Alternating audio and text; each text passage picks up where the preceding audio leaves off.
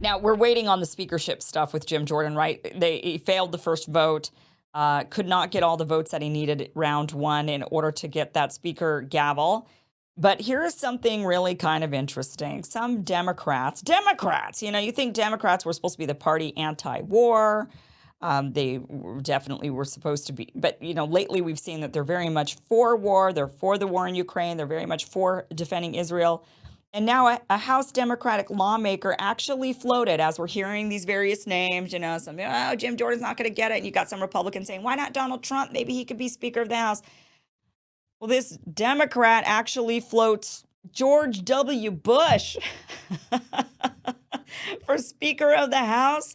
And you won't believe what he says. It's because we need a sensible Republican. A sensible Republican. George W. Bush, the war criminal.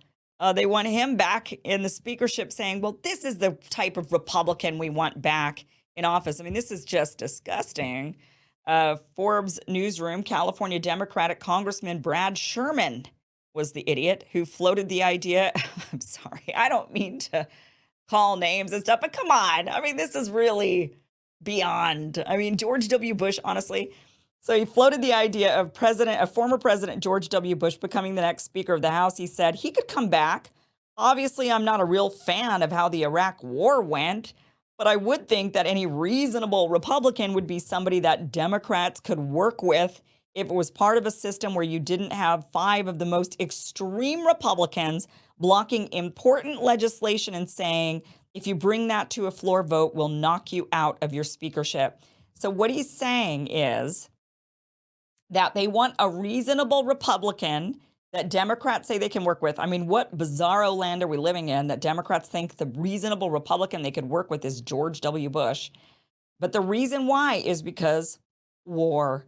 Democrats want war. What they're mad about is that you're going to get somebody like Jim Jordan potentially holding that gavel, and he's not going to want to give extra funding to Ukraine, endless funding to Ukraine. That is what they're pissed off about. And they want a reasonable Republican.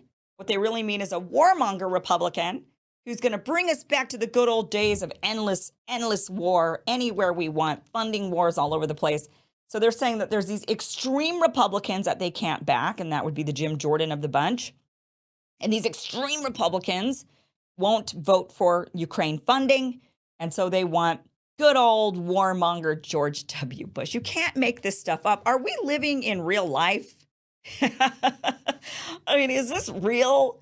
The Democrats? I mean, I understand Liz Cheney's of the world saying, we want George Bush back, and we love George Bush, or even the Meghan McCain's of the world. We want George Bush, good old warmonger. These are Republicans who want the good old warmongers back.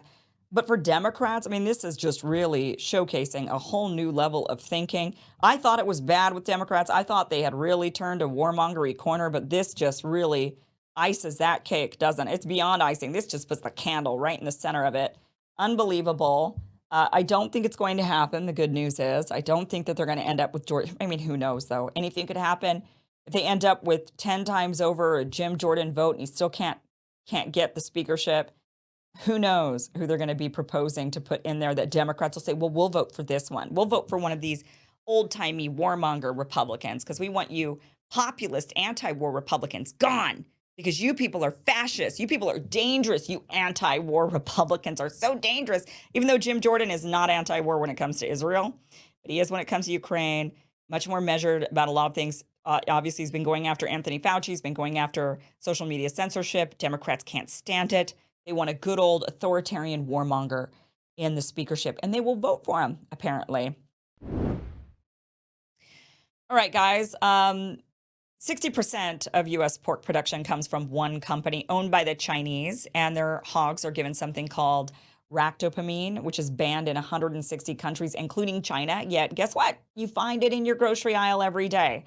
Well, there's a better way, and I'd like to tell you about Moink. That is moo plus oink. Moink. Moink delivers grass-fed and grass-finished beef and lamb, pastured pork and chicken, and sustainable wild-caught Alaskan salmon straight to your door. Moink farmers farm like our grandparents did.